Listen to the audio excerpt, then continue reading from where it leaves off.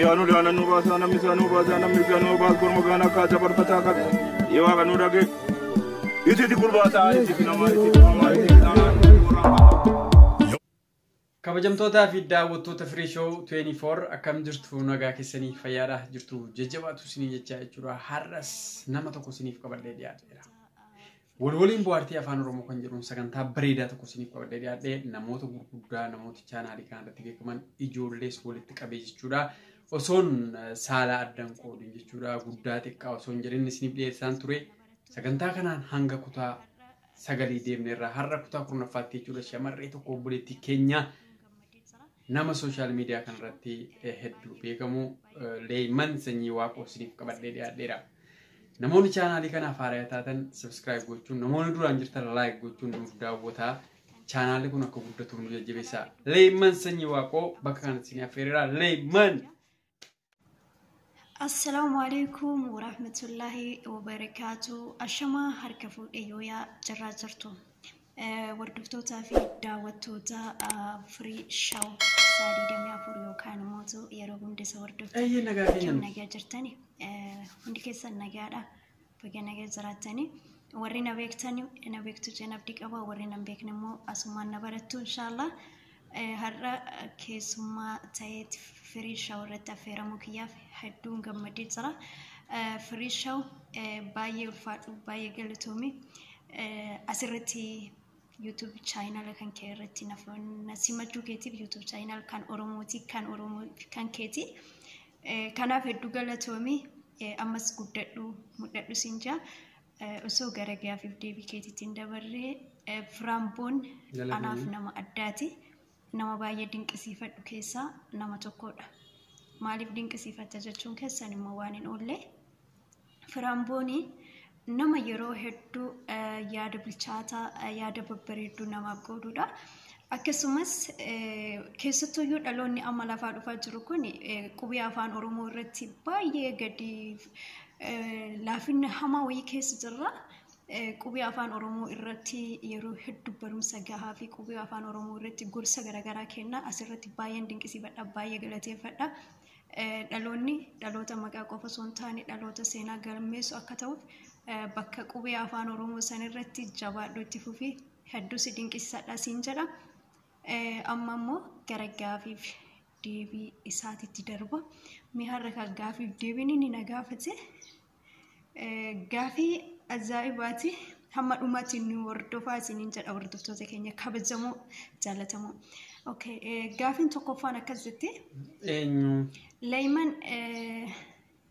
leeyman eessatti dhalattee eessatti guddattee jedha leeyman kan itti dhalattee kan itti guddattee kan itti dhaladhe Oromiyaa keessaa kutaa Arsiiti kan itti guddadhe immoo Kuweetii asumatti bira darba maaliif Kuweetiin Anaaf Oromiyaa lammaffaa jechuun baay'ee keessa ture waan jira waan ta'eef ani asumatti guddadhe hojjedhe wanti itti qaanfadhu takka hin jiru sanachumatti bira darba yeroo lammaffaa isin barsiisa waan ta'eef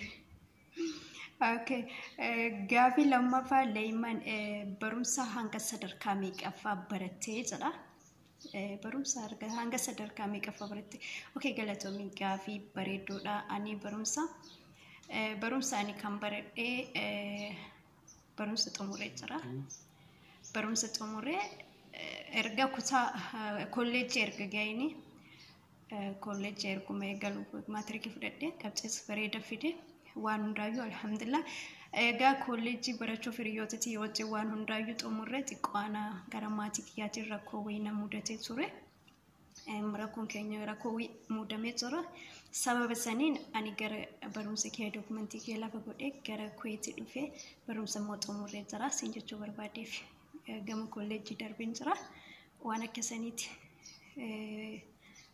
sadarkaa barumsaa jechuudha gaafii keetiif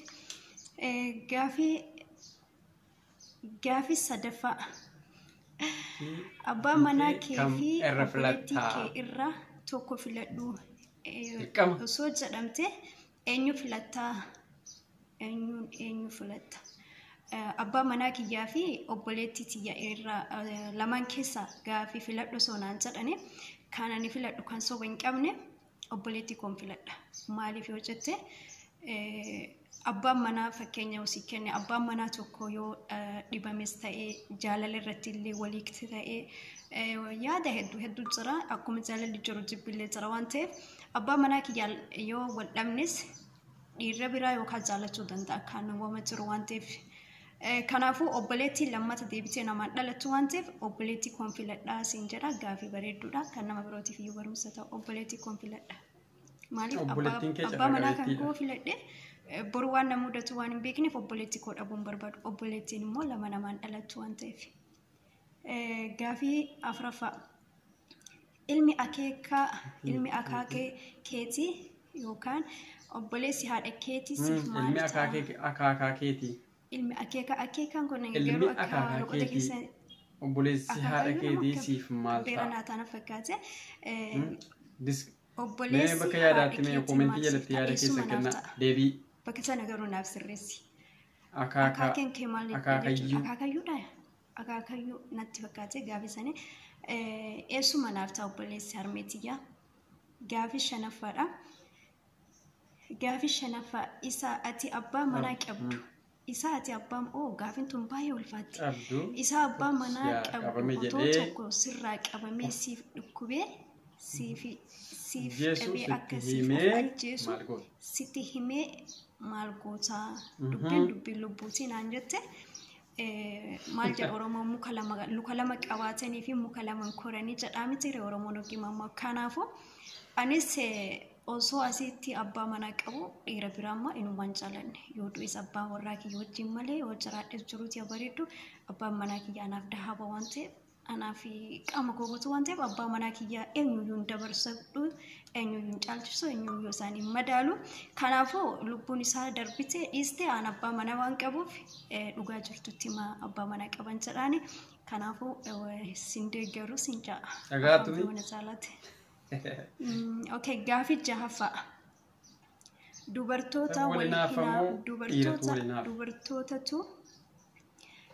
Dubartoota hinaafamoo dhiiratu wal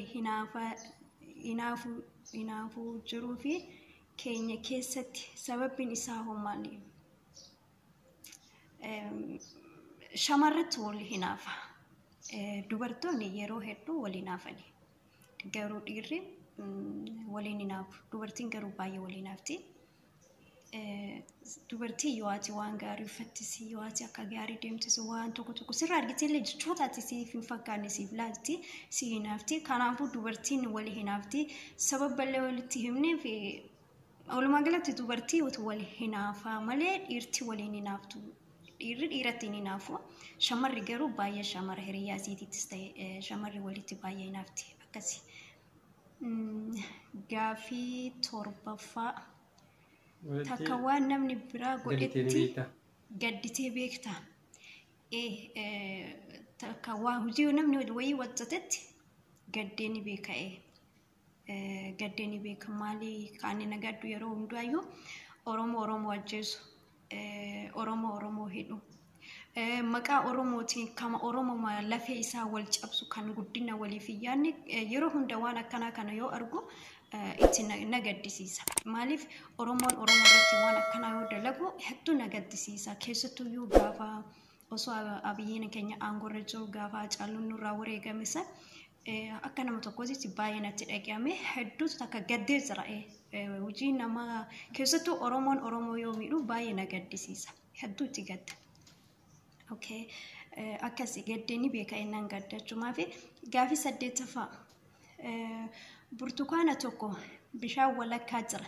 Namni tokko immoo irra keessa taa'ee burtukaana nyaata. Ati immoo dhaquuf bishaan guutuudha. Garuu qorichoomaa fi burtukaanni sun siif ajajamee jira. Akkamitti nyaata dirqama nyaachuu qabdaa naan jette.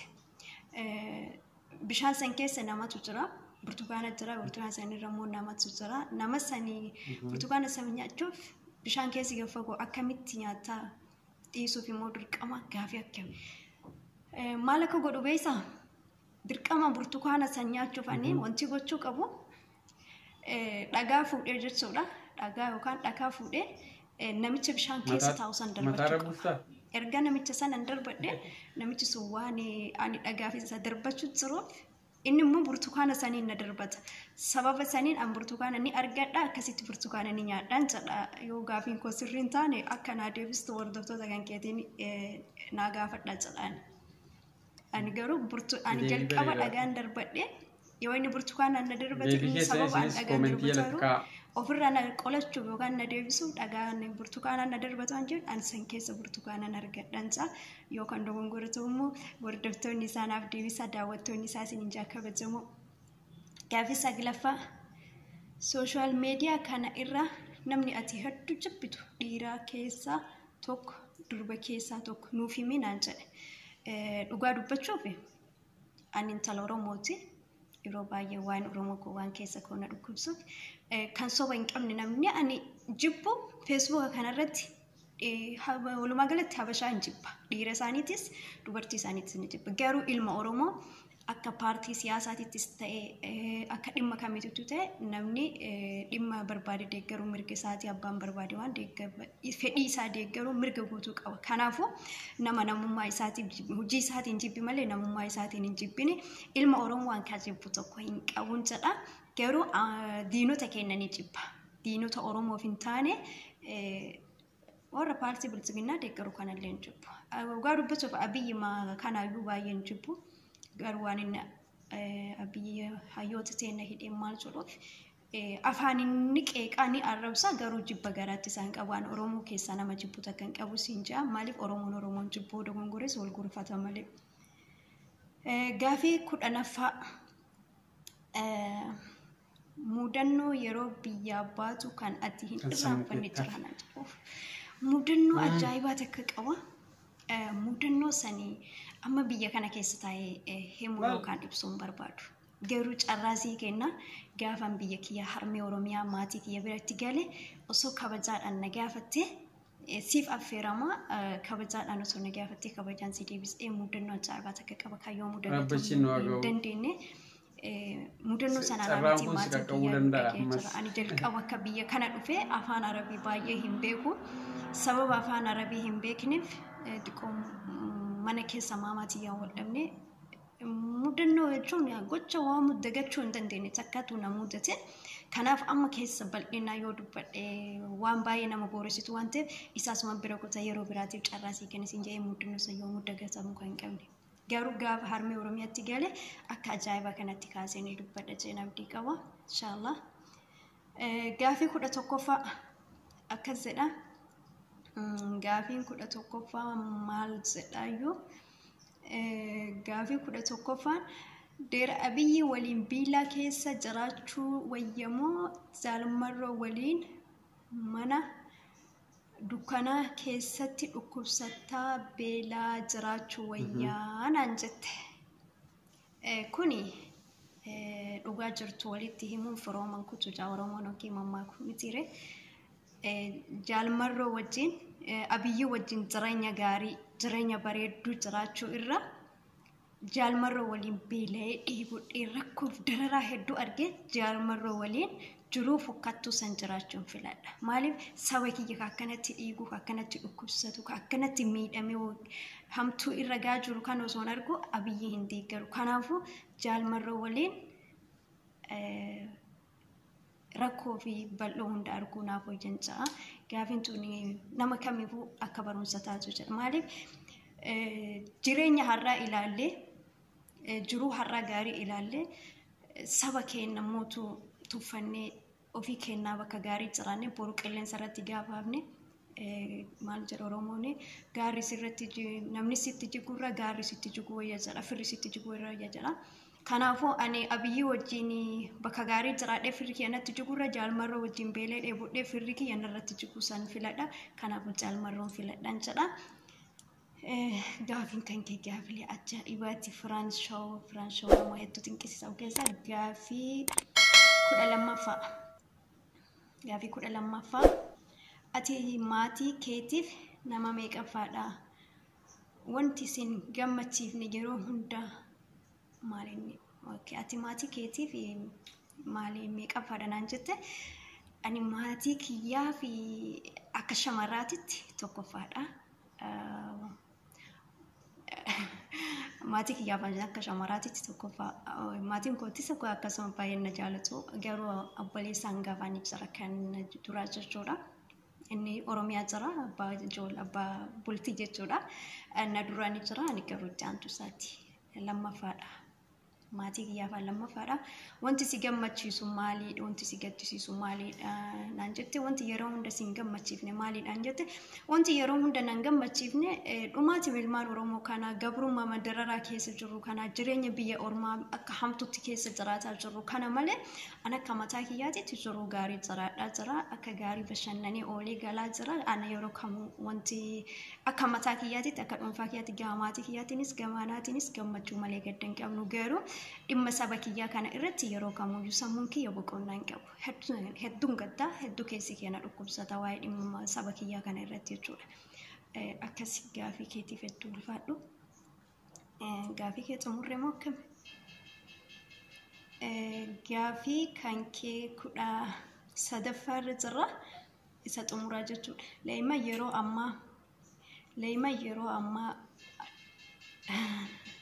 Leeyman yeroo ammaa abbaa manaa abbaa warraa yookaan hiriyyaa dhiiraa ni qabda. Yeroo ammaa na qabdi. Abbaa warraa yookaan hiriyyaa dhiiraa ni qabda. Ani hiriyyaa dhiiraa Daf waggaa dheeraaf hin qabu.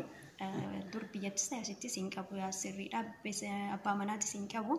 Garuu amma erga haasawaa eegalle tokko dhufee kanaan dura maanatti himneedha amma koomentii jedhatti. Garuu mootuu haasawa janachanaa maal san osoo hin taane maatiin kennas beekee kama duruu hunda keenyatti jireenya nikaa hidhanne yoo rabbi jedhe anis gara Oromiyaa galee inni Oromiyaa jira waan ta'eef gara Oromiyaatitti galee cidha gaarii cidha ajaa'ibaa dikkisannee waan hunda godhanne jechuudha. Isinillee hin geenye cidha kiyyummaa isiniin gaa hordoftoonni keetis naaf taphatu hordoftoota YouTube kiyyaallee naaf taphatu hundi keenya kan toora miidiyaa Facebookaa kana bara dheeraadhaaf wal beeknu isin affeereeti isin bashannansiisee isin taphachiisee akka gaariitti naaf irratti argamtanii cidha kiyya affeeramtanii amma afaanii haawalee waa'ee jaalalaa waa'ee bultii akkas waa'ee gara qaama socho'aa jiru malee haga silaa isa bira hin geenye jechuumaaf gabaamatti garuu yaada jirra afoo kenna kanatti jechuudha waggaa amma bara haarawaa kana keessatti inshaallah rabbiin jedhe garuu ani Kuwait jira inni biyya keessa jira erga wal barreellee yeroo gabaabaa cidha nyaanne kaa cidha waan akkasaniiti gaafii bareedduu galatoomii maaliif hedduu ulfaadhu siin jechuu barbaadeeti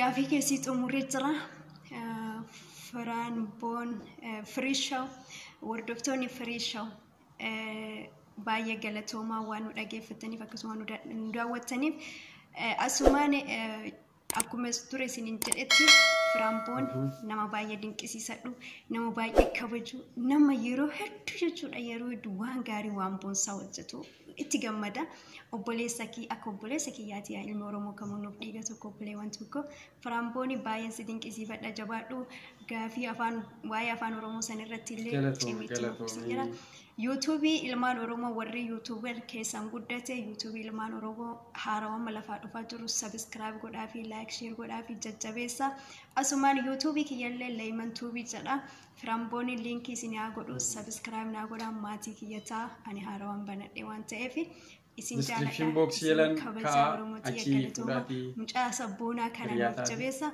osoo hin xumuriin duratti Firaanboon waan gaafadhu takki qaba. Firaanbooniin ani nama bara 2015 irraa isa beeku garuu inni baay'inaan kana beeku bara 2016 17 akkas irraa innatti dhiyaachuu akkas jalqabdina fakkaate ani garuu ni hordofas duratti Firaanboon maaliif alaabaa bareedduu sanii piroofaayila kee irraa hin cicciirredha gaafii yeroo hunda koomentii jalatti illee si gaafachuun ture ati maaliif piroofaayila kee hordoftoonni isaarree gaafii kana nu gaafadhaati maaliif akka hin jijjiirre bilisummaa eegamoo jaartii yoo ta'e jaartii fuudhee jira ilma eegamoo bilisummaa eegmaali piroofaayila san jijjiirachuuti gaafii tanaa gaafadhaa sinincha baay'ee sin jaaladha baay'ee sin kabaja hordoftoonni isaallee namootni akkasii yaada wal fakkaataa qabdan koomentii jalatti yaada keessan cuunfaatii kennaa siniin jennaa amalaanis بيكم سانيس ناموسا قوانتي ولا جبي سنيس السلام عليكم ورحمة الله وبركاته يو دي بينا فيري ni affaire ما في garuu waan as keessa dogongorri jiru akka ifa naa gootani komantii keessan booda dubbisa